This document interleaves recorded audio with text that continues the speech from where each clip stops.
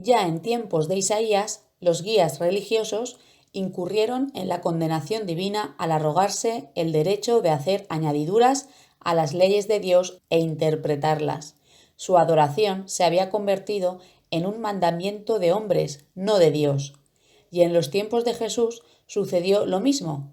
Por eso él repitió las palabras de Isaías y añadió: ustedes dejan de lado los mandamientos de Dios y se aferran a las tradiciones de los hombres.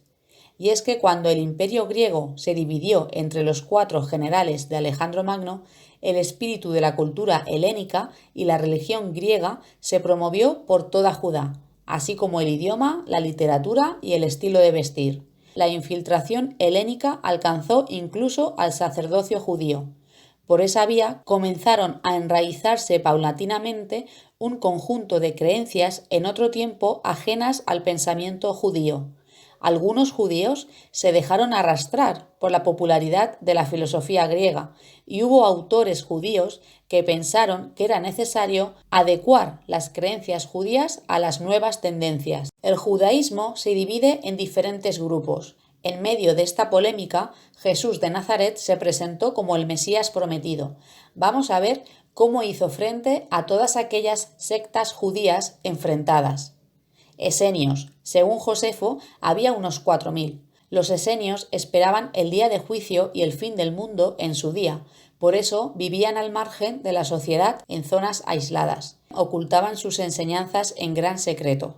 Ellos se consideraban el verdadero resto de Israel puro. Esperaban recibir en este estado de pureza al Mesías. Muchos eran solteros. Buena parte de sus creencias religiosas reflejaban conceptos persas y griegos. El apóstol Pablo condena el ascetismo como decretos que parecen ser sabios con su forma de adoración autoimpuesta y su humildad fingida con su trato severo del cuerpo, pero no sirven de nada para combatir los deseos de la carne. Cuando un hombre se hacía miembro, tenía que entregar todas sus pertenencias a la orden, hasta su último centavo. El compartir era permanente y obligatorio, y el dejar de hacerlo se castigaba severamente. Saduceos formaban un partido conservador que representaba al templo y al sacerdocio.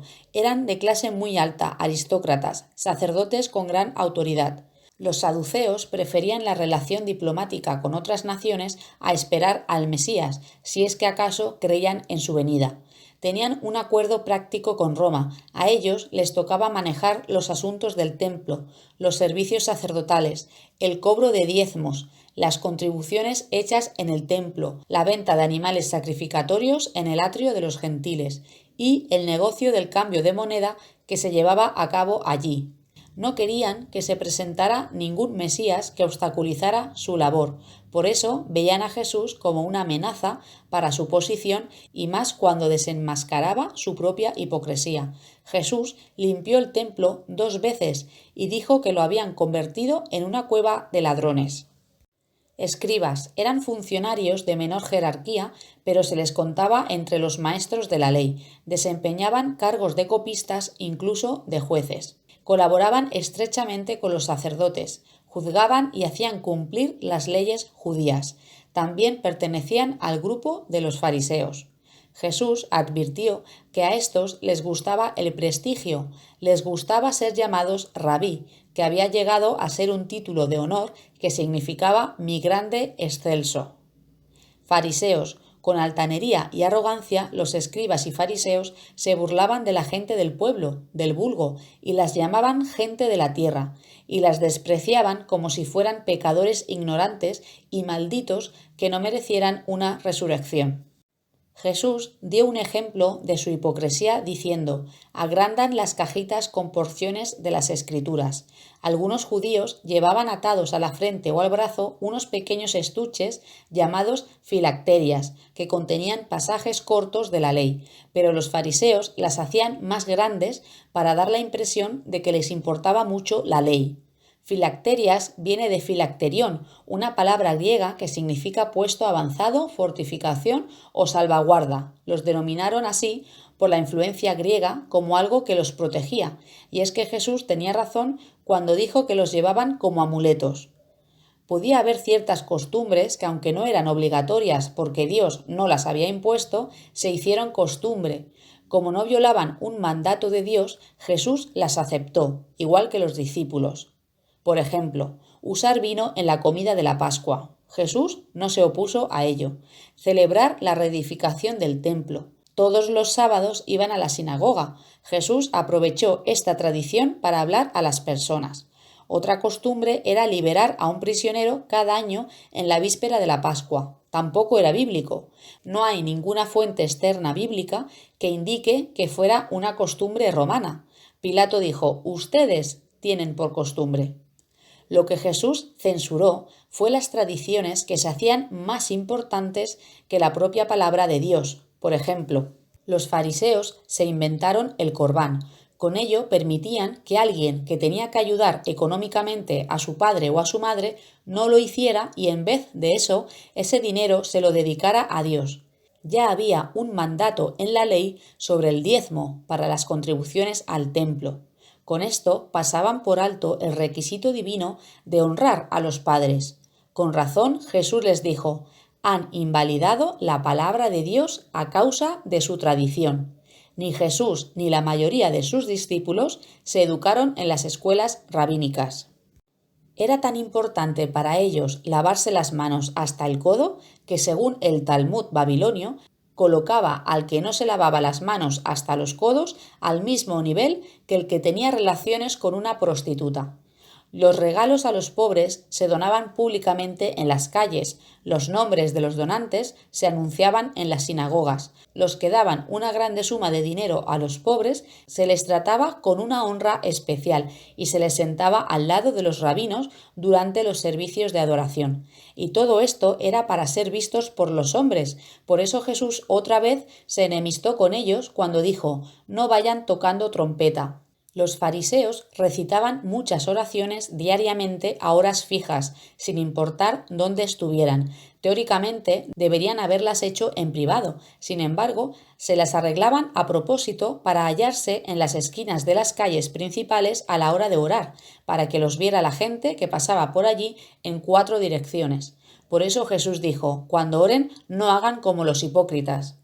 Jesucristo también dijo de ellos: «Ellos dicen pero no hacen. Insensatos y ciegos, están llenos de codicia y de deseos descontrolados. Por dentro están llenos de hipocresía y maldad. Son hijos de los que asesinaron a los profetas. Serpientes, crías de víboras. Me han odiado a mí y también a mi Padre». En el siglo II a.C. surgió una nueva filosofía dentro del judaísmo. Se trataba del concepto de que Dios había dado 2 leyes en el monte Sinaí, una escrita y otra oral. La oral había surgido como una barrera alrededor de la ley, supuestamente para protegerla de la intrusión de la cultura griega, pero en realidad impedían llegar a la propia ley. Los fariseos la propugnaban, mientras que los esenios y saduceos se oponían a ella. La Biblia deja bien claro que Dios nunca mandó a Moisés que transmitiera una ley oral. Una ley oral que no se escribiera no tenía cabida en el pacto que Dios hizo con Israel. Ningún pasaje bíblico menciona una ley oral. Con el tiempo, la ley oral de ellos fue ensalzada hasta por encima de la ley escrita. Ni Jesús ni sus discípulos citaron jamás la tradición oral judía para apoyar sus enseñanzas, sino que, por el contrario, se remitieron a la palabra escrita de Dios. Algo que tenían en común todos ellos es que se inventaron que se alcanzaba la justicia gracias al mérito que se tenía por ser descendiente de Abraham. Probablemente, para contrarrestar aquella tradición, Juan el Bautizante les dijo: «No se les ocurra decirse a sí mismos: nuestro padre es Abraham, porque les digo que Dios puede hacer que hasta de estas piedras surjan hijos para Abraham». Y Jesús también les dijo: «Si fueran hijos de Abraham, harían las mismas obras que Abraham».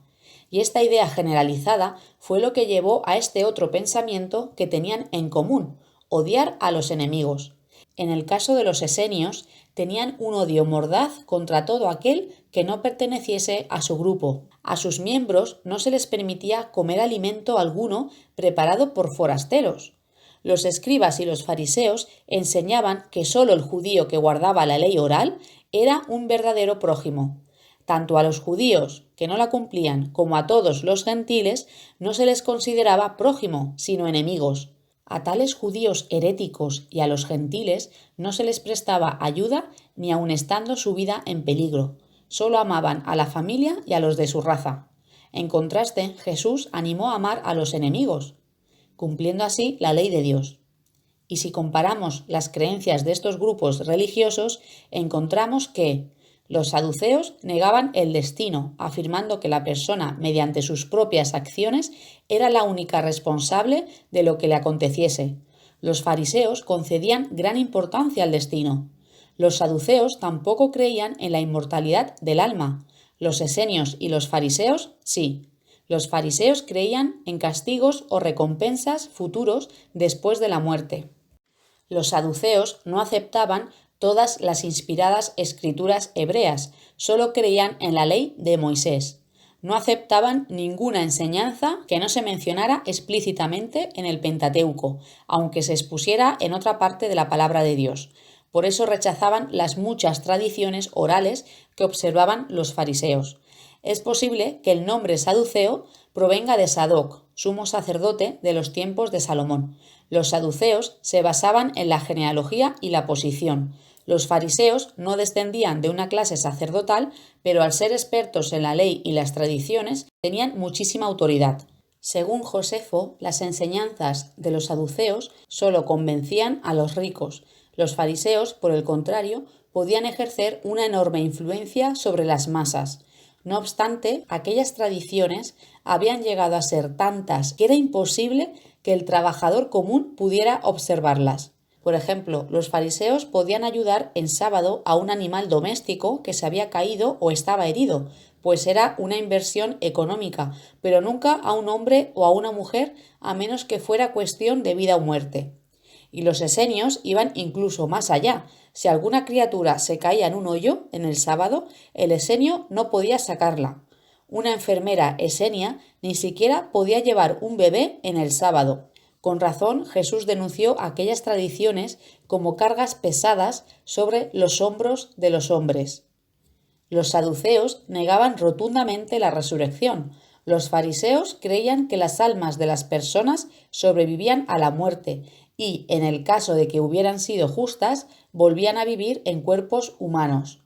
Un grupo de saduceos trató de entrampar a Cristo Jesús en la cuestión de la resurrección.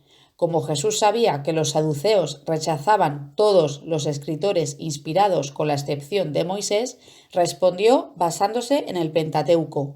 Dijo: «Yo soy el Dios de Abraham, el Dios de Isaac y el Dios de Jacob». Él no es Dios de los muertos, sino el de los vivos. Y con esto zanjó el asunto. Políticamente también estaban divididos. Los fariseos y los esenios, junto con los celotes, abogaban por un Estado judío independiente de Roma. Una obra judía dice que algunos de los líderes que fueron por delante de la rebelión contra Roma salieron de los esenios. Y según Josefo, un hombre llamado Juan, conocido como Juan el Esenio, sirvió como general judío durante la insurrección del año 66 después de Cristo, que después provocó la destrucción de Jerusalén. Algunos saduceos quizás pudieran pertenecer al partido de Herodes. Preferían que el Imperio romano absorbiera a Judea pensando que la grandeza de Roma podría venirle bien al pueblo. Aunque estaban divididos políticamente, encontraron un objetivo común: matar a Jesús. El Sanedrín, Consejo Administrativo y Tribunal Supremo de la nación judía, estaba dominado por estos dos grupos rivales, los fariseos y los saduceos. Pilato mismo sabía eso y dijo a Jesús: «Tu propia nación y los sacerdotes principales te entregaron a mí».